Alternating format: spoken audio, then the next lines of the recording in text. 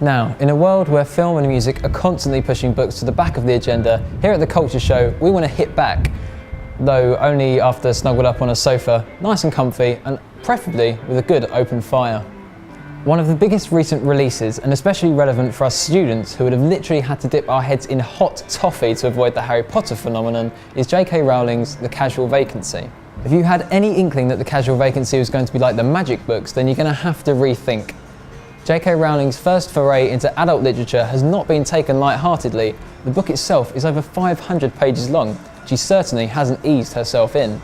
Set in the small village of Pagford, The Casual Vacancy is a complex tale about small-town politics, dysfunctional families, teenage rebellion, and, inevitably, death. When Barry Fairweather unexpectedly dies, he leaves an open space on the local parish council, and in the resulting election, the candidates prove that they will do anything to win.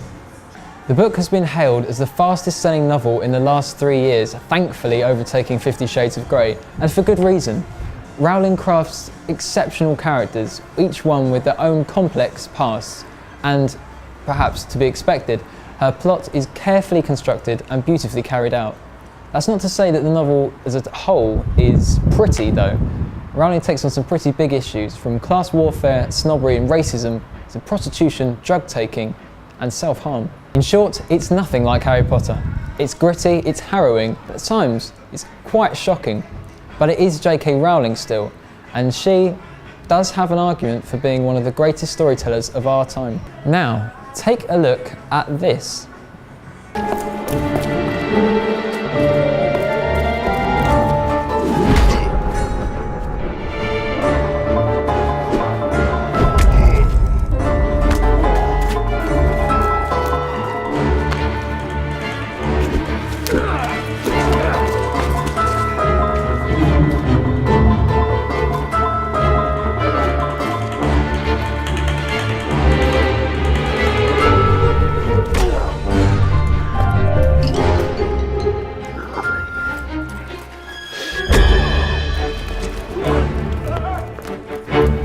No, it's not the trailer for a weird soap opera set in Victorian London, nor is it the trailer for a low-budget independent film.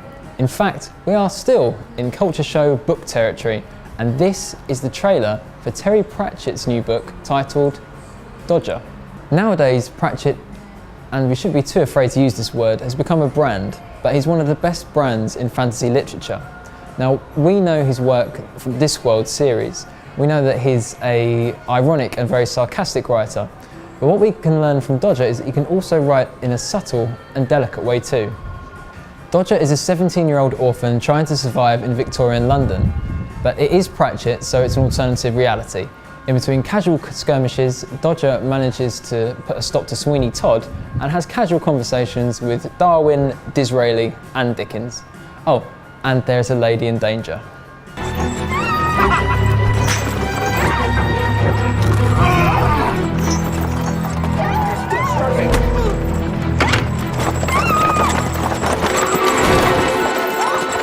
Existing fans won't be let down by Pratchett's use of wordplay and style. The irony is rife and it's bitter. But Dodger is an optimistic novel. It seems as Pratchett gets older, we see more of his romantic side.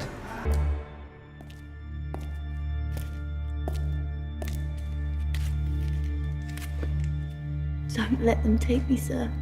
I don't want to go. I ain't no sir, miss. I'm Dodger. Now forget that Sir Terry is 64 years old. Forget that he has early onset Alzheimer's. Forget that he's written over 50 books already. The guy is not stopping just yet. In fact, in good bookshops right now, you will find The Long Earth, written with Stephen Baxter, which is about a story about parallel universes and the difficulties of travelling between them.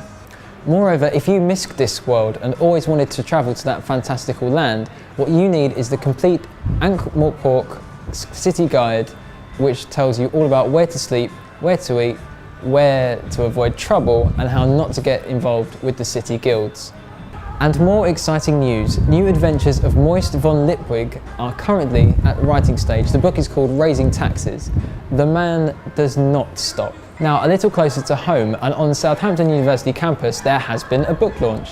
Ray Monk has released a book on the work of Oppenheimer and a special report into how the book launch went, and a special interview with the author himself will be shortly coming to SUSUtv. Let's take a look at how Dan and Maren got on when they went and had a look at this special event. Ray Monk, Professor of Philosophy here at Southampton University, recently published a new book, Inside the Centre, about the life of Robert Oppenheimer, the inventor of the atomic bomb. We at the Culture Show went along to the book launch event, where he gave a lecture about Oppenheimer and met us for an exclusive interview. We asked him why he chose Oppenheimer and what he hoped to achieve from writing this book. My interest in doing this arose about 12 years ago.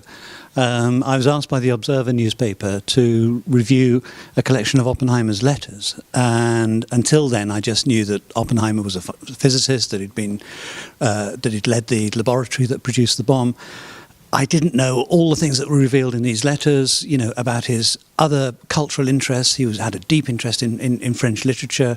He taught himself Sanskrit in order to read the Hindu classics.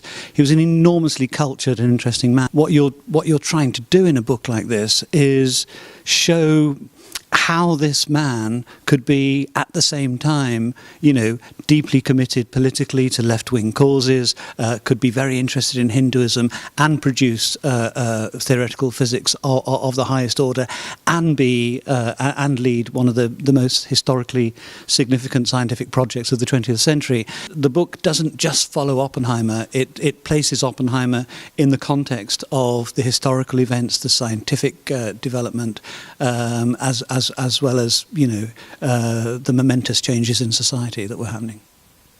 As well as talking about the development of the atom bomb, Ray also gave some anecdotes about Oppenheimer's life. Oppenheimer appears to have tried to kill Blackie. He left a poison up. Now, a lot of people have said, look, this didn't really happen. That's just too crazy. But actually, there's evidence that it did. The Cambridge University did indeed impose disciplinary proceedings against Oppenheimer. To their well, maybe to their credit, but anyway, remarkably, they didn't insist that he leave the university. They did insist that he see a doctor, a psychiatric doctor. We asked Ray if his research on this book will be influencing his teaching in the future. I'm hoping to get together a module on biography, so this will feed into that. And I might in some future time offer modules in history rather than in philosophy, looking at various topics that are in some ways connected with Oppenheimer. So yes, it's in my mind. We also asked if he thought his book would appeal to students as something to read outside of their course.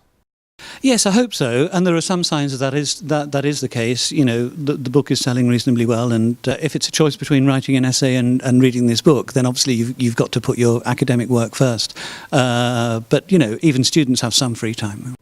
The book has proved popular as the first print is already sold out, so look out for the reprint in bookshops soon.